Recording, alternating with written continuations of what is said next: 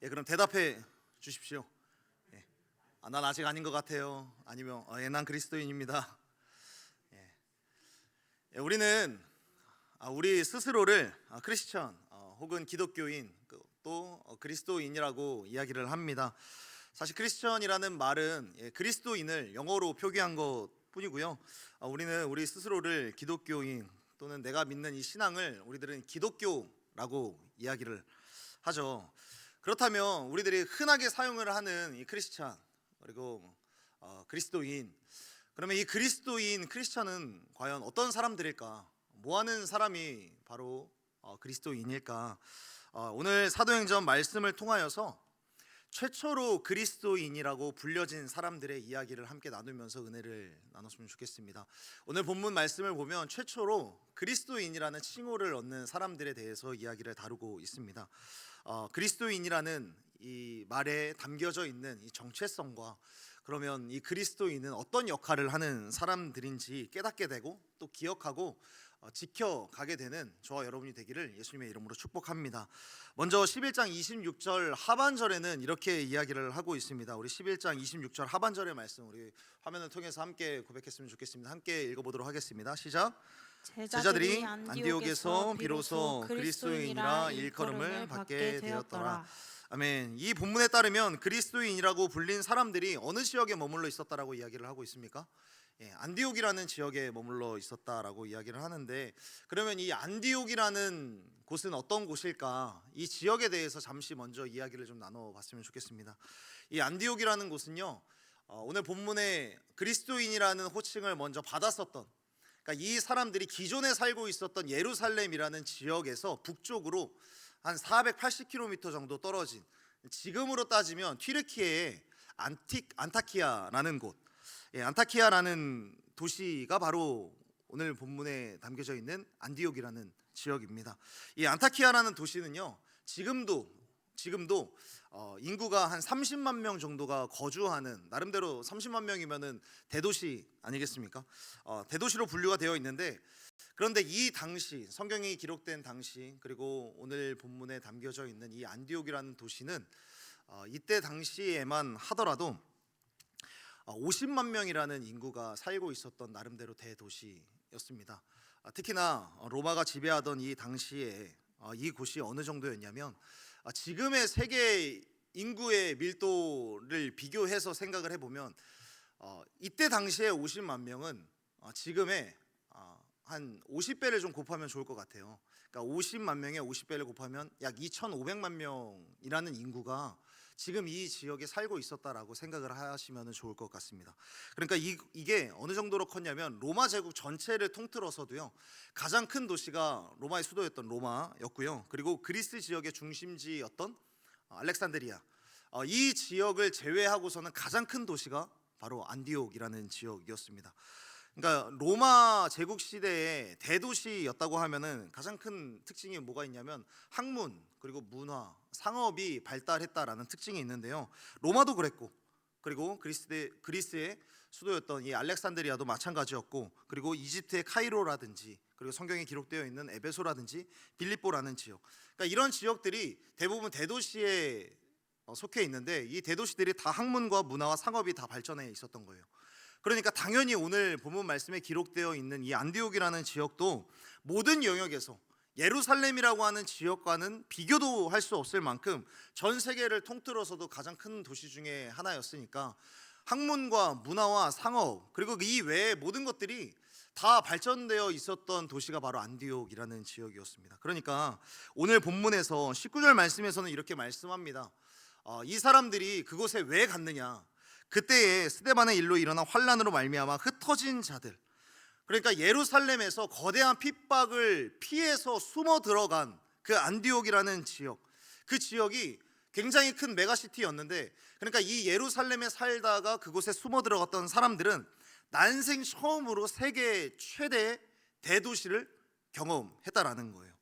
그러니까 황제의 위용이 가득하고 인구가 밀집되어 있는 안디옥, 그러니까 그 앞에서는 자신들이 지금까지 살아왔었던 이 도시와 그리고 경험들이 굉장히 일천하구나, 나의 지금까지의 역사는 너무 보잘것이 없었구나 라는 것을 깨닫고요, 그리고 내가 지금까지 살아왔었던 경험들이 굉장히 하찮았구나라는 것들을 경험하게 되었다라는 거예요. 내가 살아왔었던 이스라엘이, 그리고 내가 사랑했던 예루살렘이 어쩌면 우물한 개구리와도 같지 않았을까라는 생각을 하게 된 것이죠.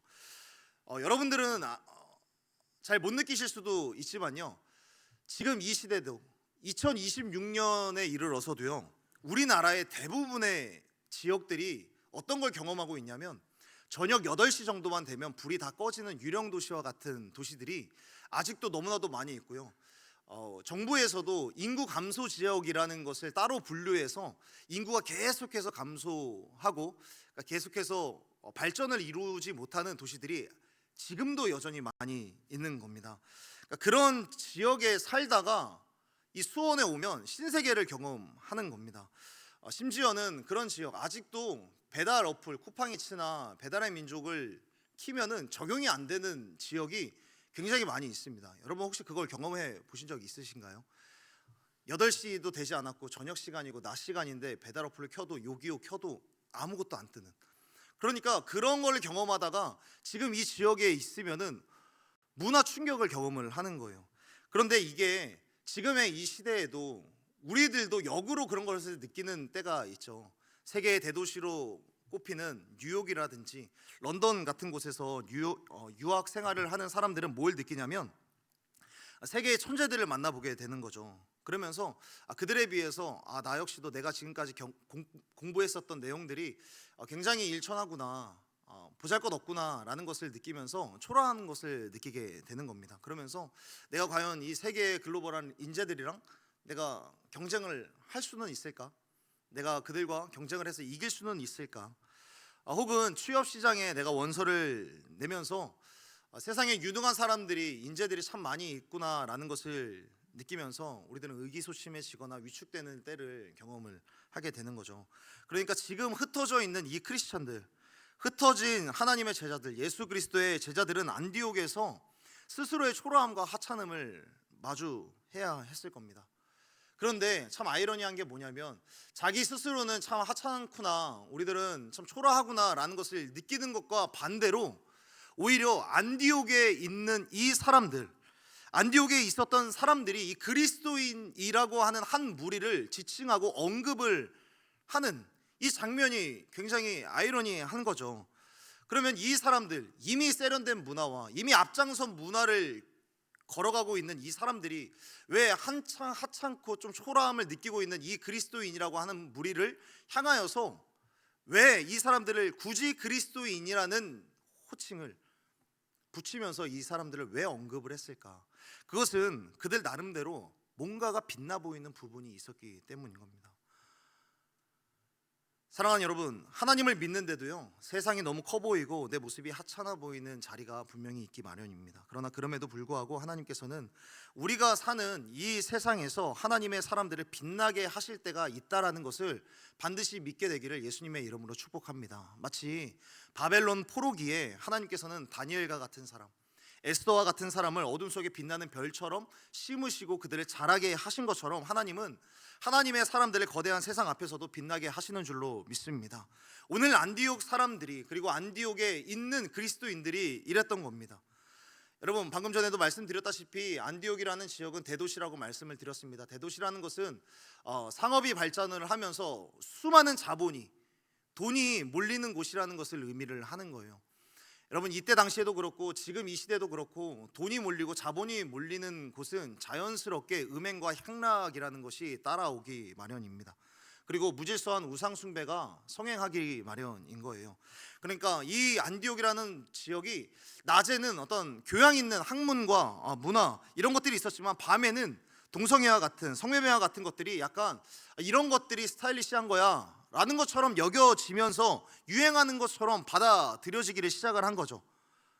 그러니까 이런 것들이 자연스러운 안디옥 사람들에게 이 흩어진 성도들은, 그러니까 오히려 이런 초라한, 오히려 이 촌에서 온 것들이 촌스러워 보이지만 무언가 빛나는 것들이 있는 것처럼 보이는 거죠. 보통의 안디옥 사람들과 보통의 로마 사람들과는 다른 어떤 고유의 빛나는 성품들, 특히나 여기에서 이 사람들은 그리스도인이라고 그리스도를 붙이고 있잖아요. 그러니까 안디옥 사람들이 이 사람들을 보면서 이 그리스도인이라고 호칭을 한 것은 무엇일까?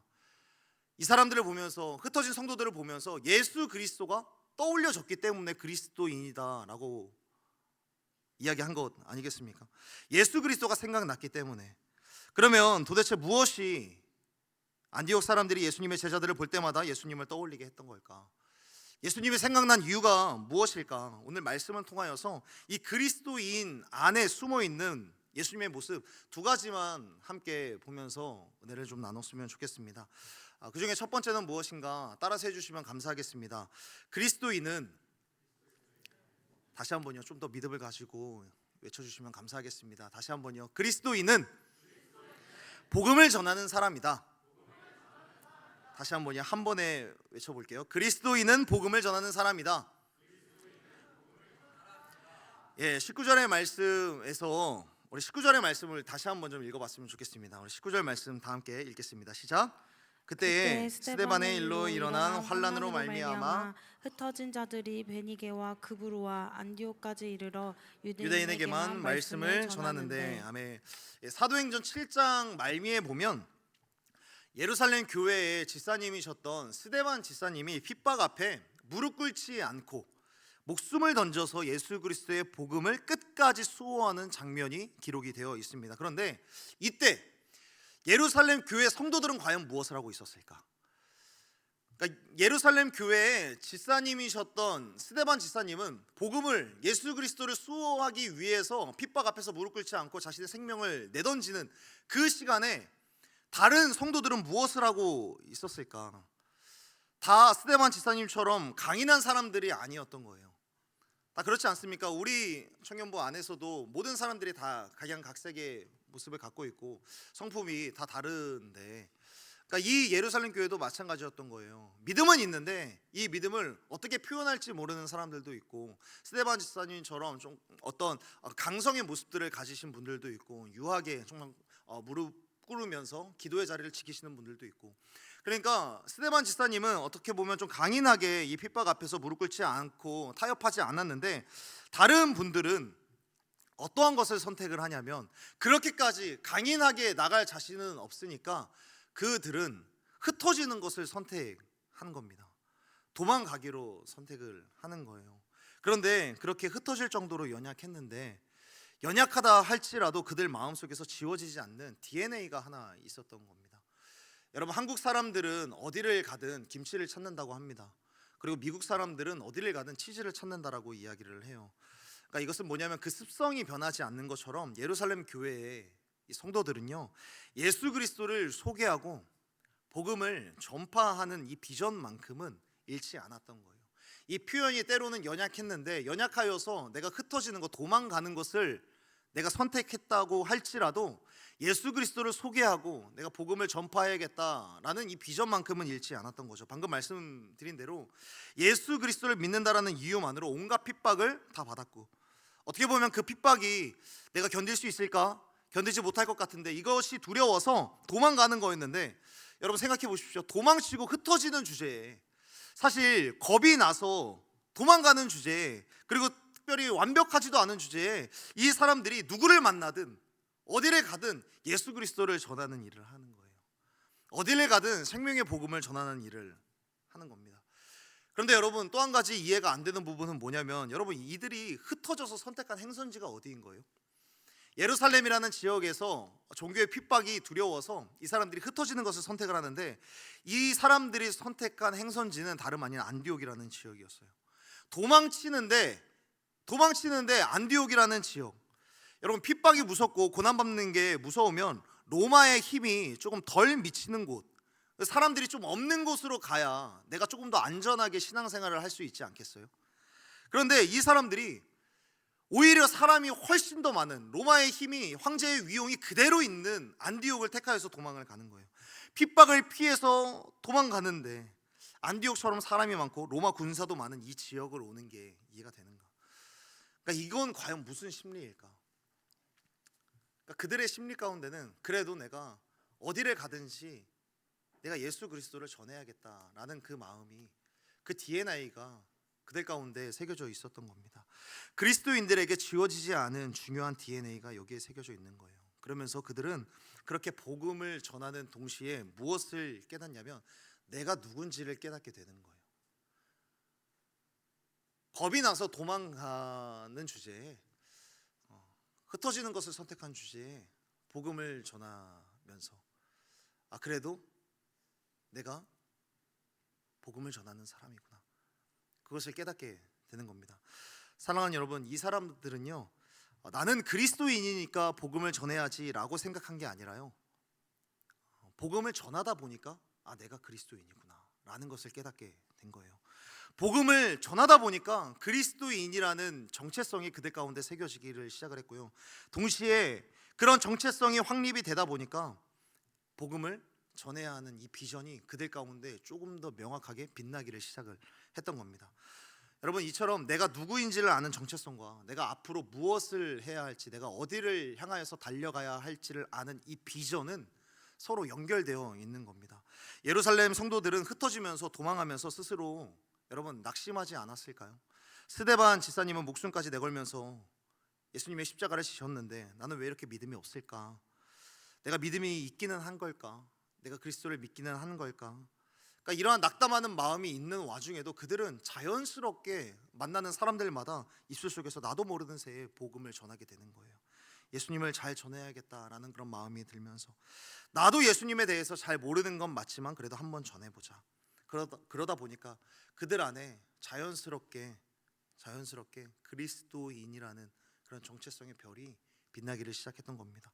사랑하는 여러분, 여러분들에게는 이 두 가지가 다 있기를 바라는데요, 하나님 안에서 내가 누구인지 그 정체성을 발견하게 되기를 예수님의 이름으로 축복합니다. 그래서 그리스도인으로서 내가 어디를 향해 달려가야 하는지도 명확하게 알게 되는 하나님의 사람이 되기를 예수님의 이름으로 축복합니다. 지난주 대표기도에 있었던 한 청년의 기도와 맞물려서 그리스도인으로서의 이 비전을 발견하게 되기를, 그냥 단순히 어떤 직업군을 선택하는 것이 내 비전이 아니라 어떤 것을 선택을 하든 그곳에서도 내가 어떤 사람인지의 정체성을 발견을 하게 되고 이 정체성에 따라서 내가 무엇을 해야 되는 사람이구나, 그 비전을 발견하게 되기를 정말 예수님의 이름으로 축복합니다. 사랑하는 여러분, 그리스도인은 첫 번째 생명의 복음을 전하는 사람입니다. 그렇다면 두 번째 모습은 어떤 모습이냐면 따라서 해주시면 감사하겠습니다. 그리스도인은 벽을 허물고 길을 내는 사람이다. 다시 한번 쭉 이어서 외쳐보도록 하겠습니다. 그리스도인은 벽을 허물고 길을 내는 사람이다. 여러분, 흩어진 이 예루살렘 교회 성도들은 어디로 가든지 생명의 복음을 전하는 아주 소중하고 뜻깊은 일들을 계속해서 해 나갔습니다. 그런데 이들이 아직도 허물지 못한 하나의 벽이 있었는데요, 그것은 뭐였냐면 대부분의 제자들과 이 성도들이 가는 곳곳마다 복음을 전하기는 하는데 이 사람들이 누구에게만 복음을 전하냐면 유대인들에게만 복음을 전하기를 시작을 하는 거예요. 유대인에게만. 그러니까 이방인들, 예루살렘을 벗어나 안디옥이라는 다른 이방의 지역을 가는데 그곳을 가면서 사실 많은 이방인들을 만나는데도 불구하고 이 이방인들에게는 복음을 전하지 않고 흩어져 있는 디아스포라들, 유대인들에게만 복음을 전하는 일이 일어나는 거예요. 왜 그랬을까? 당연히 이방인들에게, 이 사람들에게 말을 걸 용기조차 없는 것은 당연한 것이고요, 그들에게 나아갈 만한 어떤 접점이 없는 거죠. 생각이 잘 안 나는 겁니다. 무언가 복음을 전하려면 공감대라는 것이 있어야 하고 어떤 접근법이라도 좀 있어야 되는데 하물며 좀 착하게 생기셨어요, 뭐 이런 일이라도, 이런 말이라도 좀 자연스럽게 할 수 있어야 되는데 생각의 전환이라든지 어떤 혁신적인 마음의 변화들이 그들 가운데 참 생기기가 어려운 겁니다. 그런데 20절 말씀에 보면 이렇게 이야기를 하죠. 20절 말씀에 보면 그 중에 구브로와 구레네 몇 사람이 안디옥에 이르러 헬라인에게도 말하여 주 예수를 전파하니, 그러니까 구브로와 구레네 지역의 몇몇의 유대인들이 복음을 듣고 이 유대인들이 예수님을 믿게 되었습니다. 그리고 이 유대인들이 지금까지 이방인들에게 전하지 않았던 지금까지의 편견을 허물고 이 사람들이 곳곳에 다니면서 이방인들에게도 복음을 전하기를 시작을 한 겁니다. 그들은 안디옥에 있는 그리스 사람, 헬라인들에게 복음을 전했는데 특별히 이때 주님의 손이 함께하기를 시작을 하면서 수많은 사람들이 예수님을 믿었다라고 이야기를 합니다. 다시 말하면 유대 사람들이 복음을 전하는데 헬라인들, 특별히 로마의 문화 아래에 있는 사람들, 그러니까 그 사람들이 주님께 관심을 갖기를 시작을 했다라는 거예요. 이방인들도 예루살렘 저 사람들, 유대인들이 믿는 하나님에 대하여서 관심을 갖기를 시작을 했다는 거예요. 예루살렘 촌동네에서 살다 온 사람들이 갖고 온 어떻게 보면 그들의 입장에서는 조금 저급해 보이는 학문과 저급해 보이는 문화들, 저급해 보이는 사상이자 종교, 거기에 대해서 관심을 갖기를 시작을 했다라는 거예요. 여러분, 이건 뭘 이야기를 하냐면, 여러분 여기에서 특별히 헬라인이라고 하는 이 단어를 써요. 물론 헬라인들이 예수님을 믿었고 예수님에 대해서 이야기를 들었는데, 근데 왜 굳이 헬라인이라고만 썼을까? 여러분, 이때 당시에 헬라 철학, 그리고 헬라의 문화, 헬라의 학문이 로마 전역에 계속해서 왕성하게 활동하고 있었던, 대두되고 있었던 그 시대를 염두해 보자면, 그만큼 어떻게 보면 이때 당시에 이 헬라인들에게는 크리스천의 문화, 크리스천의 이야기, 크리스천의 학문, 크리스천의 가르침, 이러한 사상들이 되게 논리도 없고 학문적이지도 않고 전혀 좀 저급해 보이는 수준 낮은 그런 것들로 비춰졌던 그런 때였던 거예요. 그런데 이때 이 헬라인들이 예수 그리스도를 믿었다라는 것은 크리스천의 문화와 교육과 사상 가르침들이 세상의 문화 앞에 놓여져 있어도 조금도 꿀리지 않고 비벼지기를 시작을 했다라는 거예요. 여러분, 이거는 어떻게 보면 우리도 한편으로는 인정해야 되긴 하는 부분인데요, 크리스천의 학문, 우리 그리스도인들의 학문이 세상의 학문을 앞서지 못하는 건 현실적으로 좀 인정해야 될 부분이지 않겠습니까? 우리 안에서도, 교회 안에서도, 교계 안에서도, 우리 기독교 안에서도 여러 음악들이 나오고요, 여러 미디어 콘텐츠들도 나오고, 어떤 드라마들도 나오고, 영화도 나오는 건 사실이죠. 그런데 이것들이 크게 많은 발전을 한 거는 사실 맞지만, 그러나 세상의 수준에는 못 미치는 것, 이것이 어떻게 보면 사실 아니겠습니까? 그러니까 로마 시대가 그랬던 거예요. 그리스의 학문, 헬라의 철학, 그러니까 크리스천들이 따라가기가 너무 어려웠던 겁니다. 그러니까 유대 사람들이 이 사람들, 이방인들, 헬라인들에게는 복음을 전할, 복음의 이야기, 이 이야기를 전할 엄두가 나지 않았던 거예요. 이 벽이 너무 높게 느껴졌던 거죠. 이 사람들에게 다가갈 수 있을까? 그래서 사도 바울도 명문대 중에 명문대 출신이었는 사람인데요, 이 사람도 뭐라고 이야기를 하냐면, 고린도전서 1장에 보면 십자가의 도가 멸망하는 사람들에게는 미련한 것이다라고 이야기를 합니다. 그러니까 헬라인이 보기에는 무지한 것이다 라고 이야기를 하는 거예요. 학문적으로, 논리적으로 너무 빈약하다는 거죠. 그러니까 애초에 흩어진 예루살렘 이 성도들은 헬라인과 이방인들, 그러니까 이 사람들과의 이 벽들을 허물 생각도 못하고 허물 시도조차 못했던 겁니다. 그럼에도 오늘 본문에서 이 그리스의 헬라인들이 믿고 주께 돌아온다라고 말하는 것은 뭐냐면, 헬라의 문화, 세상의 문화들, 특히 아까 안디옥이라고 하는 이 문화, 이 문명, 그러니까 이곳에 접해 있었던 사람들에게 크리스천들의 문화가 조금씩 크리스천들의 이야기가 조금씩 스며 들어가기를 시작을 했던 거예요.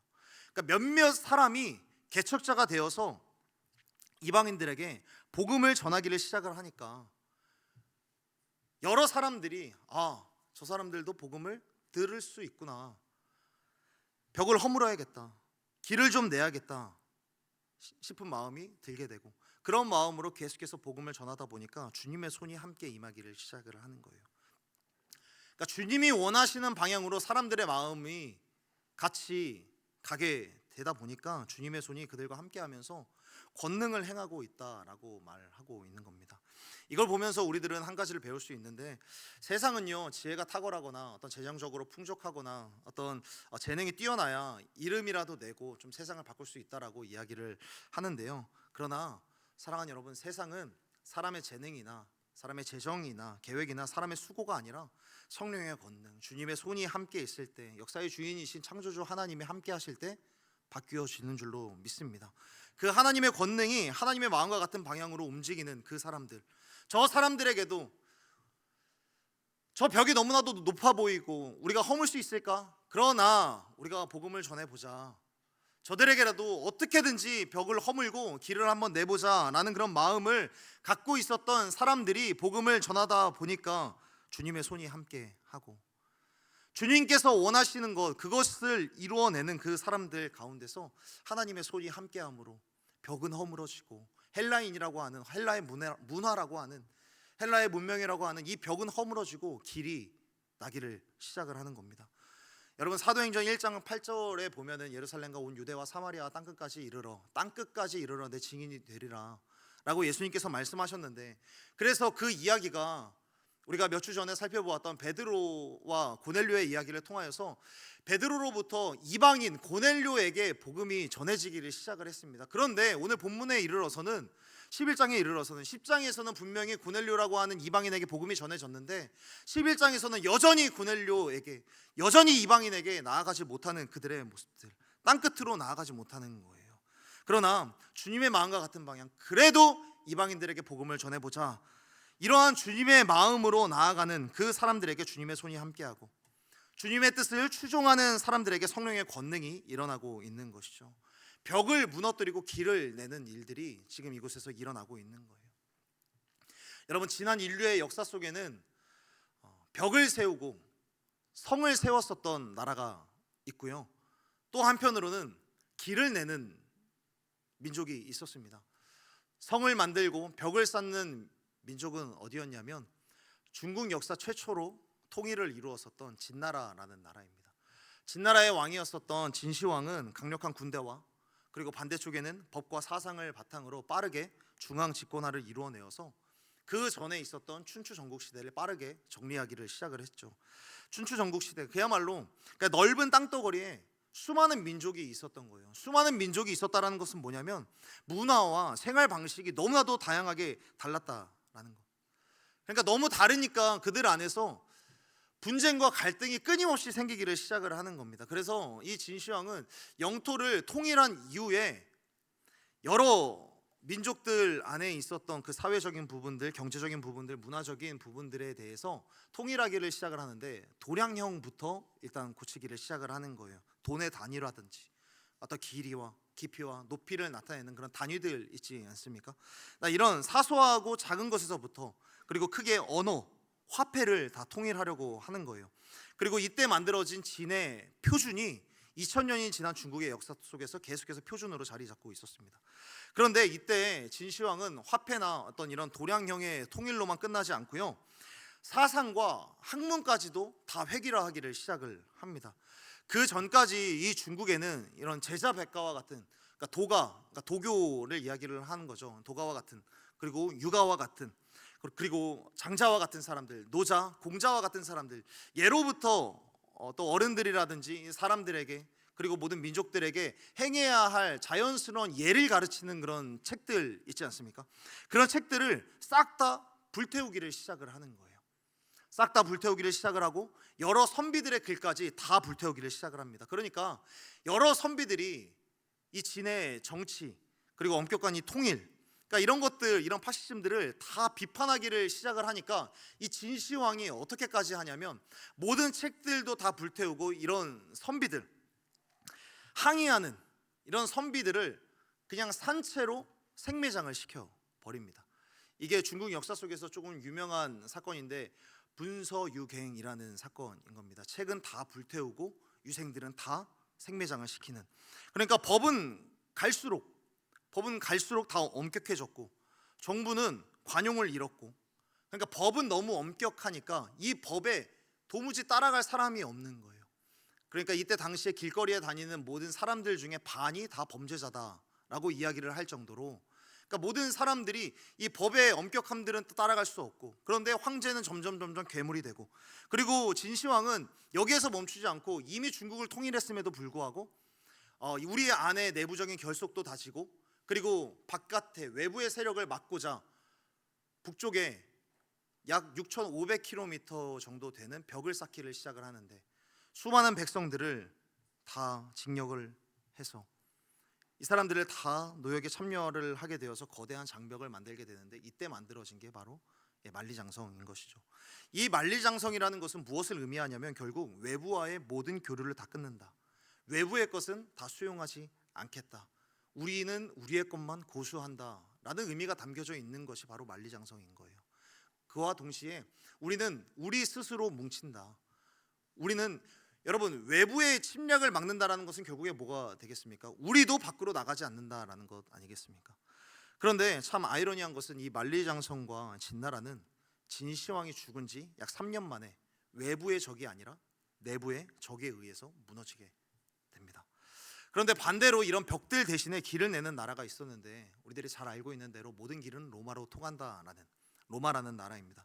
로마는 진나라와 비슷한 시기에 강력한 군사력을 기반으로 유럽 대륙 전체뿐만 아니라 아시아와 아프리카 일부까지 다 정복을 했는데 통일 이후에 고작 15년 정도밖에 진행되지 않았던 그런 진나라와는 달리, 그러니까 진나라는 통일한 지 15년 만에 무너졌거든요. 그런데 이런 나라와는 달리 로마는 모든 나라를 통일한 지 약 1000년 동안 이 제국의 역사를 유지를 하는 거예요. 그러면 진나라와 로마의 가장 큰 차이는 무엇일까? 여러분, 로마는 여러 사상가들의 책을 불태우지도 않았고요.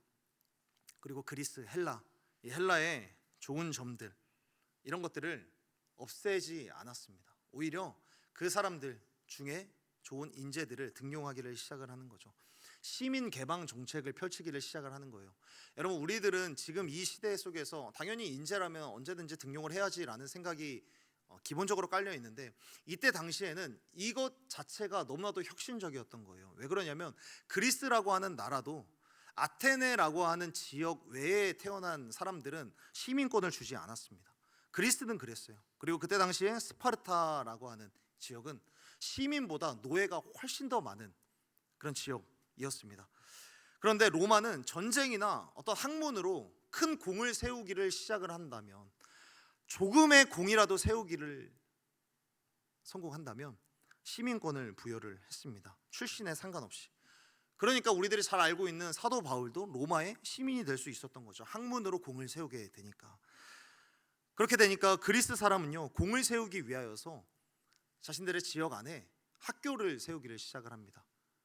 그리고 유대인들은요, 회당과 그리고 금융기관을 세우기를 시작을 해요.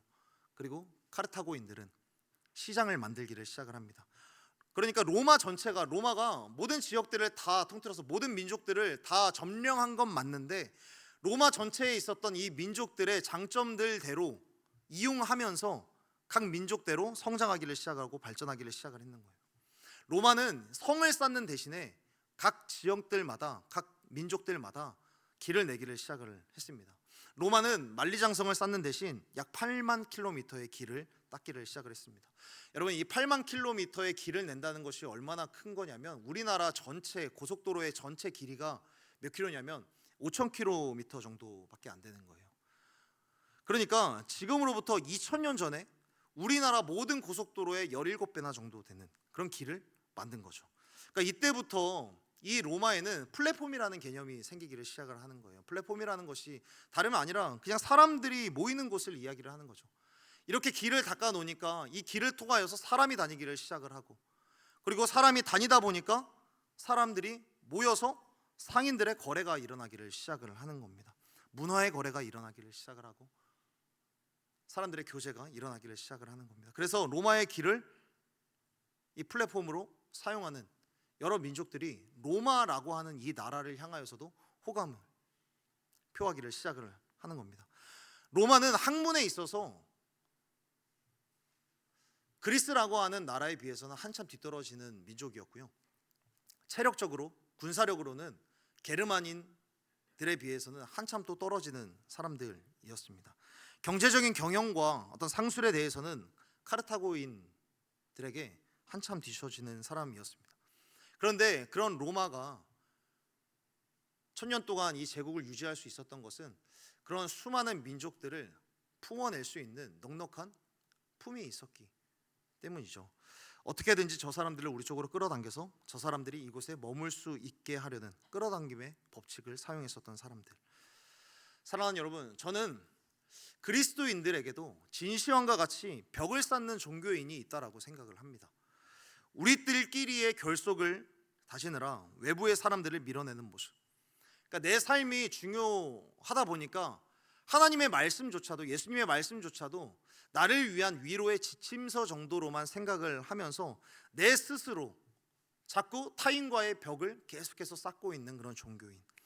여러분, 이러한 종교인들은요, 이러한 벽을 쌓는 종교인들은요, 자기 자신은 안 돌아보고 자꾸 남의 이야기를 하는 습성들이 생기게 됩니다.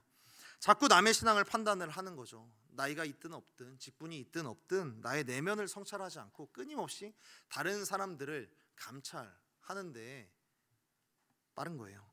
감찰할 때가 아니라 성찰할 때인데도 다른 사람만 이렇게 바라보면서 저 사람이 문제다라고 이야기를 하는 거죠. 여러분, 가정과 교회와 나라와 민족들을 위해서 기도할 때에도 두 부류가 있습니다. 교회와 나라와 민족을 위하여서 기도하면서, 그리고 가정을 위하여서 기도하면서 스스로 회개하는 사람들이 있어요. 교회의 부패와 그리고 또 나라와 민족의 패역함들을 보면서 그치, 나 역시도 그 중에 한 사람이지. 그러니까 교회를 욕하면서 자신은 교회의 한 일부라고는 생각을 안 하는 거예요. 그리고 나라와 민족들을 욕하면서 자신은 대한민국 사람이라는 것을 생각하지 않는 거예요. 자기 스스로를 성찰하지 못하고 자꾸 감찰하려고 하고 판단하려고 하는 그런 모습들. 그러니까 자기 스스로 회개보다는 자꾸 비난과 정죄를 일컫게 되는 거죠. 그러니까 자꾸 나라와 민족을 향하여서 혀를 끌끌 차느라 자기 자신의 죄를 보지 못하는 사람. 그러니까 나와 남이 가면 갈수록 분리가 되고, 믿지 않는 사람은 가면 갈수록 안 만나게 되고, 복음을 전하는 일은 당연히 점점 없고, 믿는 사람조차도 점점 의심하는 그런 벽을 스스로 만들어내는 그런 사람. 그러나 반대로 여러분, 길을 내는 그리스도인들은 어떤 사람들일까?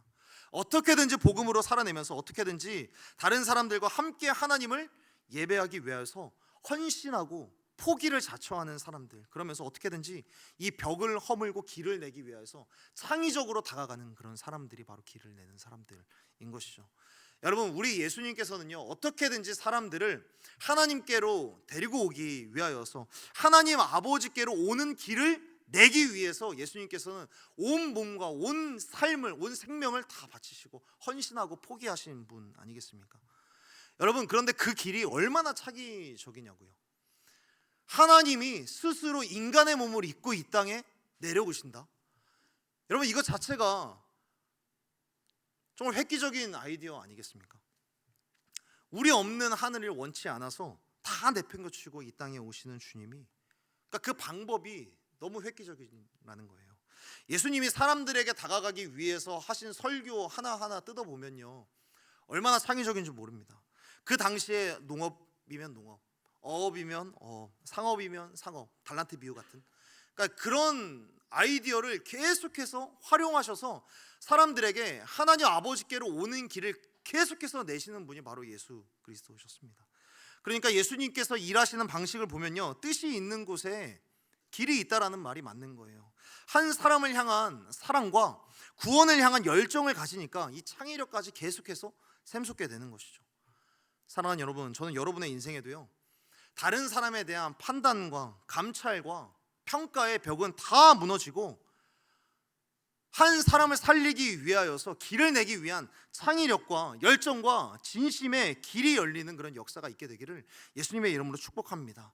내 안의 성벽들은 다 무너지고 사람들을 어떻게든지 옳은 길로 인도해 내려가는 그 길을 내는, 그렇게 길을 내려고 할 때 창의력이 없으면 하나님께서 하늘의 지혜를 부어주셔서라도 그런 창의력이 생겨서 사람들을 이끌 수 있는 그런 창의력 있는 그런 아이디어가 우리 안에서 샘솟게 되기를 예수님의 이름으로 축복합니다. 그러면 사랑하는 여러분, 한편으로 그들이 그렇게, 이 예루살렘 성도들이 그렇게 흩어지면서까지 그렇게 복음을 전할 수 있었던 이유, 그렇게까지 흩어지면서 길을 낼 수 있었던 그 이유가 무엇일까요? 그렇게까지 시대의 어떤 문화의 벽에 가로막혀 있음에도 불구하고 어떻게든지 벽을 허물고 어떻게든지 길을 내려고 했었던 그 이유는 무엇일까? 여러분, 그 이유는 뭐냐면, 자신들은 지금 흩어져 도망가고 있지만, 그런데 그들은 생각해 보는 거예요. 이미 자신들과 똑같은 위기 앞에서도 복음을 전했던 사람들, 자신들보다 앞서서 믿음을 지켰던 믿음의 선진들, 그리고 그들이 전해주었던 이 복음에 나도 지금 빚지고 있었던 것은 아닐까라는 생각 때문에 그렇게까지 복음을 전하고 길을 내고 있었던 겁니다. 이들은 생명의 복음을 전하는 사람들일 뿐만 아니라 생명의 복음에 이미 빚진 사람들이라고 여겼기 때문에 그들은 그렇게까지라도 복음을 전했던 겁니다. 여러분, 미국의 의사였던 조너스 소크라는 분이 계십니다. 이분은 어떤 분이시냐면, 이분이 살아계시던 당시에는 소아마비라는 것이 미국에 한 해에 5만 명 정도가 있었고요, 우리나라만 하더라도 태어나는 신생아 중에 2천 명 정도가 이 소아마비에 걸리던 시대였습니다. 그러니까 최악의 병이었죠. 그런데 이 조너스 소크라는 분이 소아마비 백신을 개발하게 됩니다. 그래서 이 백신 개발에 성공을 하게 됐는데, 연구진이 이렇게 이야기를 해요.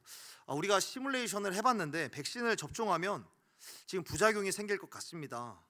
스스로 몸이 마비되거나 또 목숨을 잃을 것도 같습니다 라는 그런 이야기를 하는 거예요.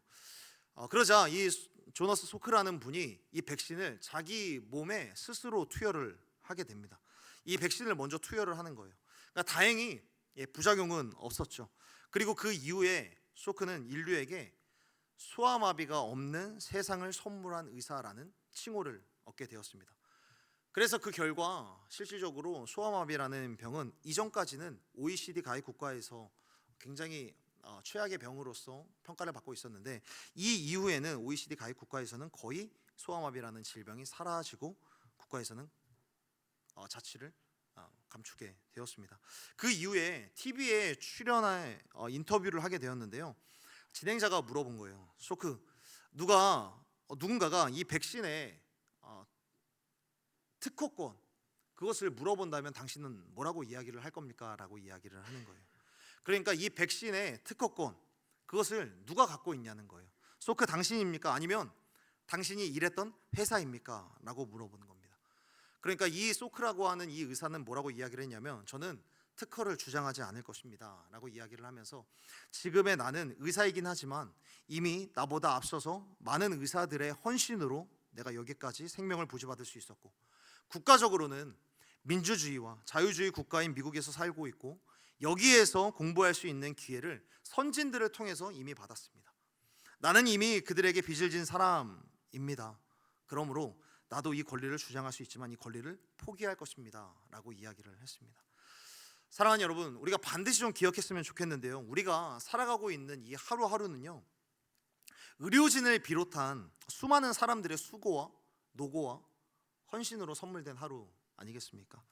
육신의 이 생명이 의료진의 헌신과 또는 수없이 많은 연구를 되뇌었었던 학자들 그리고 지도자들의 헌신과 포기로 이루어진 겁니다. 그렇다면 우리의 영적인 생명, 복음을 믿는 사람으로서 살아갈 수 있는 이 특권은 누구로부터 온 것일까요? 그것은 두말할 나위 없이 예수 그리스도의 헌신과 포기를 통해 우리에게 주어진 것이고, 그리고 그 이후에는 이 생명의 복음을 전하기 위해 헌신과 포기를 감내하셨던, 자신의 벽을 허물고 어떻게든지 세계 방방곡곡 열방 가운데 길을 내려고 하셨던 모든 선교사님들로 인해 주어진 영적인 생명인 줄로 믿습니다. 여러분, 생각해 보십시오. 예수님이 이 땅에 오셔서 살아가실 때도 모기가 있었을까요? 없었을까요?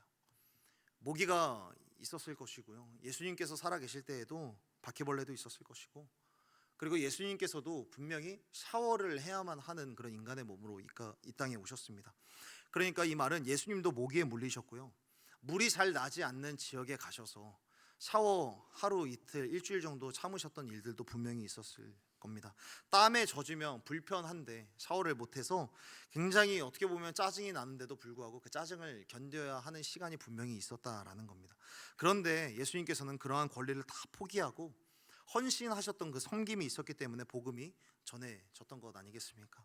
그렇게 그 복음의 빚을 진 또 다른 선교사님들이 그 이후에는 세계 곳곳을 다니시면서 복음을 전하시고, 특별히 세계에서 가장 위험한 곳인 것을 알면서도, 세계에서 가장 고리타분한 지역인 것을 알면서도, 세계에서 가장 보수적인 지역인 것을 알면서도 이 조선 땅에 발을 들이기 위하여서 선교의 배에 발을 올리셨던 그 선교사님들의 포기와 헌신으로 우리가 여기에 교회를 짓고 자유롭게 예배할 수 있는 것 아니겠습니까? 사랑하는 여러분, 저는요, 우리가 사람들에게 예수님을 전하면 미움과 오해를 받지 않을 거란 말을 못할 것 같습니다. 물론 주변 사람들로부터 이런 칭찬을 받을 수도 있습니다. 당신은 교회를 다니니까 좀 선한 것은 같아요. 예수님 믿으니까 밝은 에너지가 있는 것 같아요 라는 그런 칭찬은 받을 수 있을지 모르겠습니다. 그런데 그런 사람들에게 일지라도 복음을 전하기를 시작한다면, 정말 예수 그리스도를 전하기를 시작한다면 오히려 미움과 오해를 더 받을 수 있지 않을까 생각을 해봅니다. 아니, 예수님만 보아도 미움과 오해를 받았고요, 아니면 예수님은 오히려 미움과 오해 정도가 아니라 채찍질과 고문, 사형, 그것을 받으셨는데 예수님은 그냥 그것을 받아들이셨습니다. 그리고 오늘 본문의 안디옥의 제자들은요, 예수님처럼 자신의 안위와 자신의 편리함과 자신의 여유를 하나님께 다 드리기로 헌신을 했습니다. 그리고 그렇게 예수님을 따르고, 그리고 그렇게 핍박을 받았을 때 그것을 보고 참 포기하고 참고 자신의 작은 것을 내어드리는 그 사람들을 보면서 안디옥 사람들이 뭐라고 부른 거냐면, 야, 저 사람들이야, 저 사람들. 야, 저 사람들 그리스도인들. 여러분, 이게 조롱의 의미든 경탄의 의미든 사실 역사적으로는 조금 더 조롱의 의미가 강한 건 맞습니다. 그런데 이 사람들이 저 바보 같은 사람들, 저 예수라는 이름 때문에 예루살렘에서 도망쳐 온 사람들이 여기에서도 저렇게 바보같이 사네, 저 사람들. 제자들이 굴하지 않고 복음을 전하니까 그 모습을 보면서 이렇게 그리스도인이라고 이야기를 하는데, 그렇게 복음을 전하니까 포기하지 않고 생명을 전하고 복음을 전하는 그들의 모습을 보면서 이 사람들이 동시에 예수님을 기억하게 되고 예수님을 떠올리게 되는 일들이 되어진 겁니다. 사랑하는 여러분, 여러분을 축복합니다. 세상이 여러분을 조롱하든 또는 세상이 여러분을 존경하든, 여러분들이 다니는 곳곳에서 여러분들이 만나는 모든 사람들 누구에게나 예수님을 생각나게 하는 하나님의 사람들이 되기를 예수님의 이름으로 축복합니다. 누구에게나 예수님을 떠올리게 하는, 저 바보 같은 사람이라고 손가락질 당할지라도 그 자리에서 예수님을 떠올리게 한다면 여러분, 그게 그리스도인이라고 하는 별이 여러분들의 인생 가운데 비추고 있다는 것을 확신하며 살아가는 저와 여러분이 되었으면 좋겠습니다. 말씀을 정리하겠습니다. 스데반의 일로 핍박을 피해 흩어지는 제자들과 예수님을 따르던 자들은 비록 흩어졌지만 그래도 멈추지 않는 일이 있었는데, 그 일은 생명의 복음을 전하는 일이었습니다. 복음을 전하는 그 일을 하면서 그들은 자신이 어떤 사람인지 그 정체성을 발견하게 됩니다. 그 정체성은 무엇인가? 바로 내가 그리스도인이구나. 그리스도인이라는 DNA가 복음을 전하는 일을 하면서 점점 선명해져 갔습니다. 복음을 전하면서 그들 스스로 세웠던 벽을 허물기를 시작을 했고, 세상의 사람들도 복음을 이해할 수 있는 길들을 내기 위하여서 그들 나름대로 혁신적이고 또 창의적인 아이디어들을 내면서 계속해서 그 진심을 갖고 열정을 갖고 복음을 전했을 때, 그렇게 복음을 전하면서 예수님을 따르고 예수님을 추종하는 삶을 살아갈 때 주변에 있었던 세상의 사람들은 그들을 향하여서 그리스도인이라고 불렀습니다. 사랑하는 여러분, 그리스도인이란 생명을 전하는 사람들이요, 벽을 허물고 길을 내는 사람인 줄로 믿습니다. 그리고 여러분, 이 모든 일들, 생명을 전하는 것, 벽을 허물고 길을 내는 것, 여러분, 이 일들을 가장 원하는 분이 누구실까? 이 일을 가장 원하시는 것, 그분은 바로 예수 그리스도십니다. 여러분, 이 일은 다름 아닌 예수 그리스도의 일이십니다. 생명을 전하는 것도 예수님의 일이요, 길을 내는 것도 예수님의 일이요, 종교의 벽을 허무는 것도 예수님의 일이요, 사람들을 변화시키는 것, 그것도 결국에는 예수님의 일인 줄로 믿습니다. 그렇기 때문에 사랑하는 여러분, 그리스도인은 결론적으로 어떤 사람이냐면 2000년 전 예수님께서 하고 싶으셨던 일을 계승받고 그대로 이 땅 가운데서 이뤄내는 사람, 그 사람이 그리스도인, 그 사람이 저와 여러분인 줄로 믿습니다. 이번 한 주간을 살아가면서 오늘 내가 서 있는 이 자리에 예수님께서 계시다면 예수님께서는 과연 어떤 일을 하고 싶으셨을까? 그것들을 묵상해 보셨으면 좋겠습니다. 그래서 예수님께서 하고 싶은 그 일을 그대로 이어받아서 내게 주어진 자리에서 그대로 살아내는 그런 그리스도인이 되기를 예수님의 이름으로 축복합니다. 그래서 결국에는 예수 그리스도를 생각나게 하는 사람, 예수 그리스도를 떠올리게 하는 사람, 그런 그리스도인으로 이번 한 주를 살아내는 저와 여러분이 되기를 예수님의 이름으로 축복합니다.